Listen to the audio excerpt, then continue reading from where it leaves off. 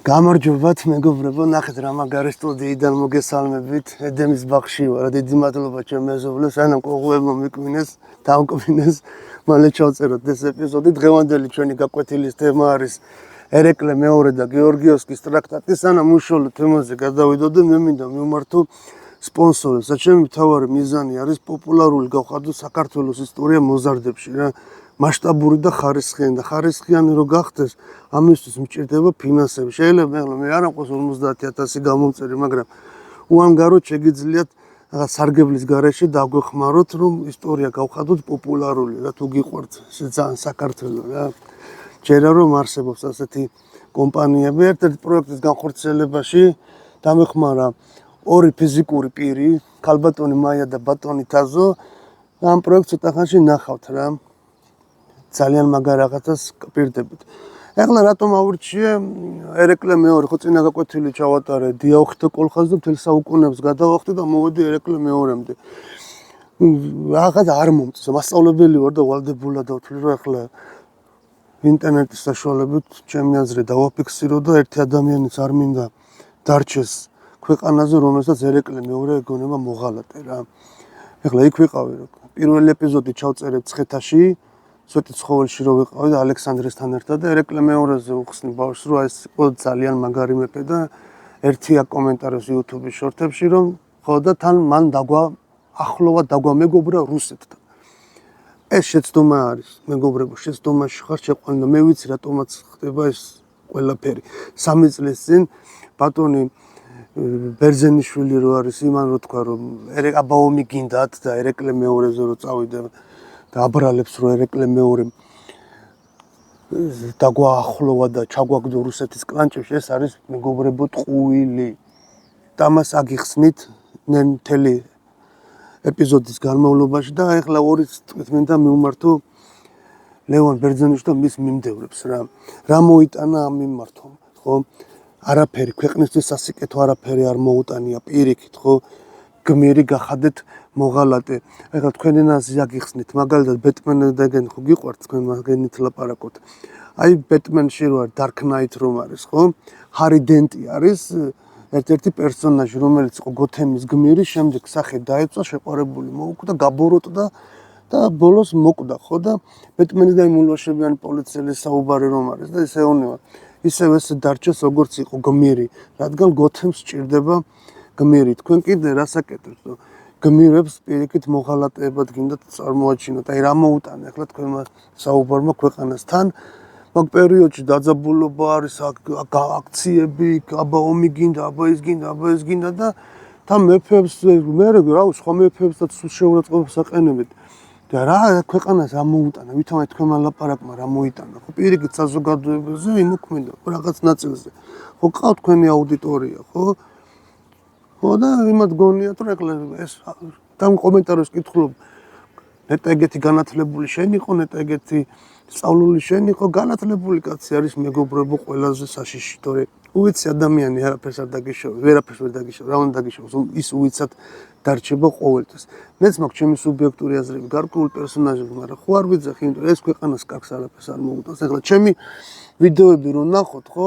სულ სიმონ პირველზე, ლუარსაბზე, დავით აღმაშენებელზე, გმირებზე მოგსაგებული, რომ ამ ახალგაზრდებს გაუგვიო პატრიოტიზმი, თორე ის თუ უთხარი ერეკლე მეორე მოღალატე არის, მე თამარ მეფე მოღალატე არის, ხო ის სულ შეზიზღდება მთელი ქართული ისტორია და პირიქით მოღალატეები ვინც იყვნენ, მართლა იმაზე ელაპარაკე. გიხსენებიათ ვაფშე ყორღანაშვილი, საერთოდ ყორღანაშვილი, აი მე არ გამიგია რა.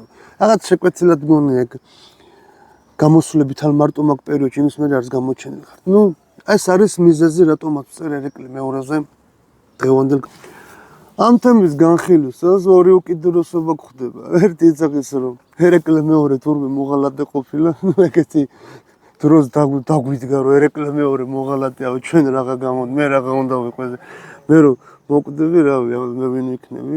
წარმოიდგინეთ თქვენ ვინ იქნებით ერეკლე როცა მოღალატე არის და მეორე უკიდურესობა ის რომ არა გეორგიევსკის ტრაქტატი ჩვენ დაქცეულები ვიყავით, განადგურებულები და რა გვეშველებოდა რა ჩანს ხო საშუალო არ შეგვიძლია. ყოველთვის გეუბნებით რომ კითხვები დავსვათ, ხო? აი წინა გაკვეთილზეც გითხარით. რომ კითხვები უნდა დავსვათ ყოველთვის და მე ამ კითხვებზე უნდა გავცეთ პასუხები რა. ეს კითხვები მიგვიყვას პასუხებად. აი რატომ აირჩია ერეკლე მეორემ მაინდა-მაინც რუსეთი, ხო? რატომ არ ეძება სხვაგან გზა, სხვა ქვეყნებს რატო არ დაუკავშირა თავისი გზა? და ახლა გავცემ პასუხს ამ შეკითხვას. იყო ეს კავშირი. შეეცადა სანამ გეორგიევსკის ტრაქტატს დადება, ორი ელჩი გაგზავნა. 91-92 წლებში მგონი რა. ერთი ელჩი კონსტანტინოპოლში რო ჩავიდა საეჭვო ვითარებაში გარდაიცვალა, დიდი ალბათობით მოკლეს და მეორე ელჩი უკვე გაგზავნა რუსეთის მხრიდან პოლონეთში ჩავიდა და პოლონეთში მოკვდეს. რაღა ერეკლეს გაგზავნილი ელჩები დაიხოცნენ. არა ცდიდა რუსეთი არ მოგცემდა საშუალებას შენ რომ კონტაქტი ქონოდა ევროპასთან. სულ ეუნეოდა ყველა მეფეს, მე ვიქნები თქვენი მართველი რა. იმას რო ეძახენ კიდე ერეკლე მეორე დაუკავშირა რუსეთს. ესაც ტყუილი არის. პირველად ალექსანდრე პირველი იყო მეფე, რომელმაც რუსეთს თხოვა დახმარება და წერილებს უგზავნიდა. ალექსანდრე პირველი, ლევანი კახეთის მეფე, ალექსანდრე მეორე, ხო, ფიცის წიგნი დადო რუსეთთან და დახმარებას თხოვდა. კიდე ერეკლე პირველი, არჩილი, ვახტანგ მეექვსე, სოლომონ პირველი, სოლომონ მეორე, რატომ ხდება ეს? რამ გამოიწვია? ყველა ესე იგი ცდებოდა, ყველა შტერი არის, ესე იგი და ყველა უიცი გამოდგა. ანუ რაღაცა მიზეზი არსებობს, ხო, ესე იგი, რა ახლა აქედან გადმოსახედან, აი ამ ბაღიდან კარგია რა, ახლა მოწყვიტე, ვაშლია, ჭერამი, ჭამე და დააბრალე, ახლა იმათ უვიცობა, ხო? ახლა ჩვენა ვართ ახლა ჭკვიანები და ისინი უვიცები იყვნენ, ხო? ჩემი აზრით მათი მთავარი მიზანი იყო რომ საქართველოს ოღონდ გადარჩესო რა. მე ასე ვფიქრობ. იმიტომ რომ სხვა კავშირი არ ქონდა რა. ახლა თქვენ რა გონიათ რომ მეფემა არ გაგზავნეს ელჩები, მაგალითად სიმონ პირველმა გაგზავნა ელჩი ვენეციაში, ხო? და ისე რომის პაპსაც შეხვდა. მაგრამ რა ხეირი მიიღო. ასევე ელჩი გაგზავნა, იძახე რომ ლუარსაბმაც გაგზავნა ელჩიო. გიორგი მერვემაც გაგზავნა, პირველად გიორგი მერვემ გაგზავნა ელჩობა ევროპაში, თეიმურაზ პირველმაც გაგზავნა, მაგრამ ვერაფერი დახმარება ვერ მიიღო. სულხან საბორბელიანი არის ხო ჩასული საფრანგეთში ლუი მე-14-თან, ხო? რა დახვე კათოლიკეობაც მიიღო, მაგრამ ვერაფერი ვერ წამოიღო იქიდან. თან მაშინ ეს ელჩობა ეს კი არისო რა, ეხლა ჩაჯდა ბილეთები აიღო და გაფრინდა. მაგალითად სულ პირველმა ელჩები რო გაგზავნა, ხო, ვაჭრების ფორმით იყვნენ გადაცმულები, თორე ის რო ოფიციალურად გაეგზავნა იმათ მოკლოდნენ ოსმალები, ვინ გაუშვდა, ხო, ჩვენ ისლამურ კალში ვიყავით, ევროპისგან შორს ვიყავით, რა ევროპაში მიდის რენესანსის ხანა, აღორძინების ხანა არის გამანათლებლობა და ჩვენი ირანის ოსმალეთის კალში ვართ რა. ლეჟბი ოღონდ გადავრჩეთ რა ამ სიტუაციაში ვართ ხალხო. და ის რომ ერეკლე მეფემდე თუ ესე იგი მარტო ერთადერთი გამაჰმადიანებული მეფეების პერიოდი რო იყო ხო როსტომ-ხანიდან. მაგ დროს აღარ მიმართეს რუსებს თხოვნის წერილი, თორე დანარჩენი ყველა მთხოვა რუსებს ფარველობა. ეხლა ეს მაჰმადიანი მეფეები ირანის დაქვემდებარების ქვეშ იყვნენ და რატომ იწერდნენ რუსებს, ხო? ესე იგი ეს დანარჩენი ყველა მეფე ყოფილა უიცი. და თუ ერეკლე მოღალატე არის, ესე იგი დანარჩენი მეფეებიც მოღალატეები ყოფილან ქვეყნისა და ყველა მოღალატე ყოფილა ამათ გარდა ეხლა რო ლაპარაკობენ. მამუკა ნაცვალაძის კვლევით ტრაქტატის დადების შემდეგ ერეკლემ კიდევ ორი ელჩობა გაგზავნა. ესე იგი ერეკლე მეფე სულ ცდილობდა რომ ევროპასთან კავშირი დაემყარებინა, მაგრამ სამწუხაროდ არ გამოუვიდა.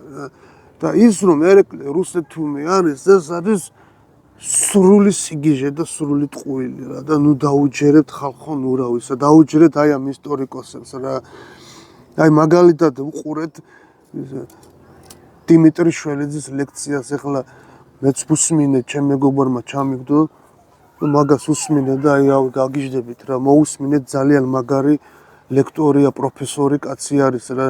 მე მაგამდე მიკლია რა წლები და რა ღმერთუნე და მაგის დონემდე მიმიყვანა, ისე წავედი ამ ქვეყნიდან რა და აუცილებლად უყურეთ რა როგორ მსჯელობს და როგორ ლაპარაკობს რა და ძალიან გამიხარდა რომ ჩემი და ბატონი დიმიტრის ეს აზრები ერთმანეთს დაემთხვა რა.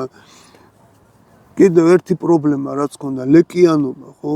საქართველოს 3 საუკუნის განმავლობაში ლეკიანობა ჭამდა ქართველებს. ალექსანდრე მეორე მაშინ დახმარება რო თხოვა რუსეთს. განა ირანის და ოსმალეთის წინააღმდეგ თხოვა. ლეკების წინააღმდეგ, დაღესტნელების წინააღმდეგ თხოვა, ჩრდილო კავკასიური ტომების წინააღმდეგ თხოვა, რა ციხე აშენე, რა გზა ჩაუკეტო, რო არ გადმოსულიყვნენ ლეკები, იმიტომ რომ აი გიენებივით, აი აფთრებივით წოვდნენ, ჭამდნენ, ეს წურბელებივით იყო. როგორი არის, ეხლა ბაღში მიდიხარ, ერთ ხელში არაღი გიჭიროს, მეორე ხელში თოხი და შვილს გტაცებენ. საშინელი პერიოდი იყო რა. და ძალიან მაგრად აქვს შედარებული ბატონ დიმიტრის ამ ლექციაში რომის იმპერიასა და გერმანულ ტომებს შორის ბრძოლებს რა ეს ჩვენი და ლეკების ბრძოლა. რომის იმპერიის არმია სულ უგებდა გერმანელებს, მაგრამ ამ საუკუნეების განმავლობაში ყველაზე ბევრი სისხლი მათთან დაღვარა, მათთან ბრძოლაში რა. და საბოლოო ჯამში ნახეთ რაც მოვიდა რომის იმპერიას, ხო? დასავლეთ რომის იმპერია ისომა გერმანულმა ტომებმა გაანადგურა და ესე გაგვანადგურებდნენ ლეკები და დაღესტნელების, მაგრამ ერეკლე მეორე მეს ყველაფერი აღკვეთა ხალხ 500-მდე ბრძოლა ჩაატარა და ერთადერთი წააგო ის ღალატი 5000 კაცი დარჩენილი რა. ამას იზაუმა მთლად შუაზე გაყო საქართველოს და გამორიცხო საქართველოს გაერთიანება. კიდევ დაიბადებოდა ივანე მაროშიძე, დავით კურაპალატი, ბაგრატ მესამე, როგორ ფიქრობთ? რა წარმოიდგინეთ. ამასის ზავის პირობებიო გეორგიევსკის ტრაქტატმა დაარღვიაო რა. აღმოსავლეთ საქართველოს სახელმწიფო დაფიქსირდა პირველად ხელშეკრულება აქამდე არ დებოდა. ხო რუსეთი დახმარებოდა ქართლ-კახეთის სახელმწიფოს წართმეული მიწების დაბრუნებაში. სამცხე საათაბაგოზე არის აქ საუბარი და შემდეგ დასავლეთ საქართველოზე. უნდა გაერთიანებული ხო საქართველო.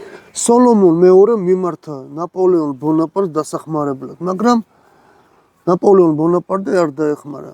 რატომ ხო კითხვა გვებადება, რატომ არ დაეხმარა?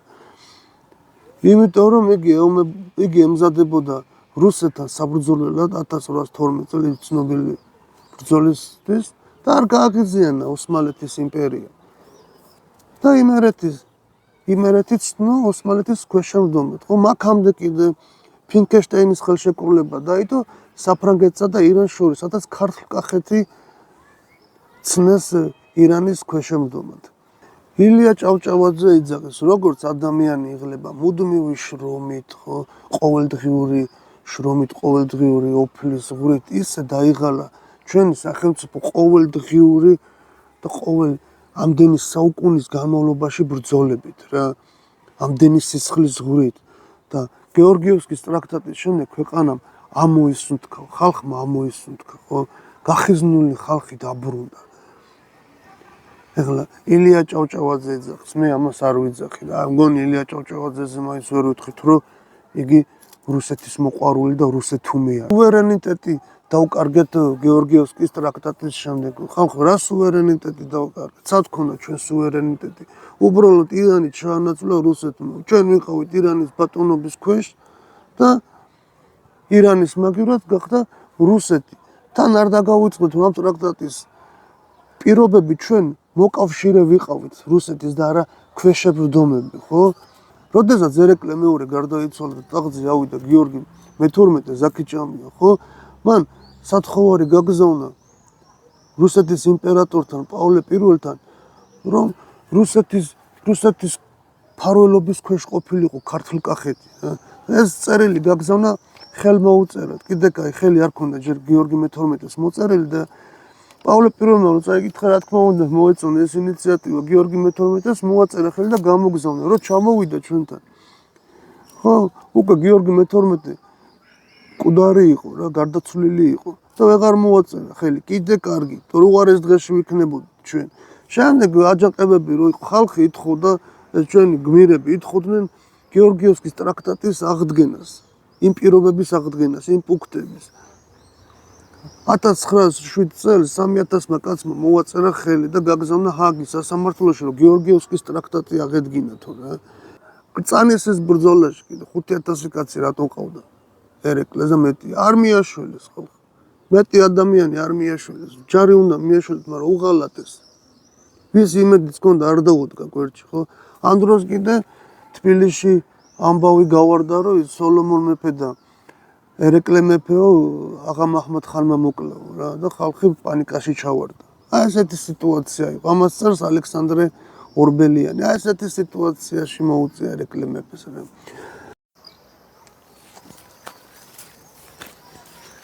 ეხლა უცებ რო ამონტაჟებდი, გამოვიკეცი, დამავიწყდა ერთი რაღაცა, რომ მეთქვა აქეთ ძაღლებით ყეფენიკით ბავშვები ეხმაურობენ, ყოღვები კვმენენ და ესეთ ექსტრემალურ სიტუაციაში ვიყავი რა.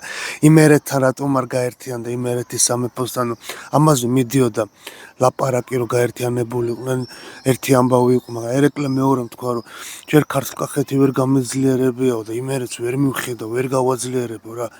ვერ აკონტროლებდათ, მაგრამ სამაგეროთ ტახტზე ავიდა იმერეთის მეფე გახდა სოლომონ მეორე ერეკლე მეფის შვილი და სოლომონ პირველი ძმისშვილი, ხო ძალიან მაგარი მეფე იყო სოლომონ მეორეც. და კიდევ ერთი რაღაც მინდა დავამატო. გეორგიევსკის ტრაქტატი ქართლ-კახეთმა მოაწერა და არა მთლიანად საქართველოს, მაგრამ მთლიანი საქართველოს დაიპყრო მაინც რუსეთმა რა.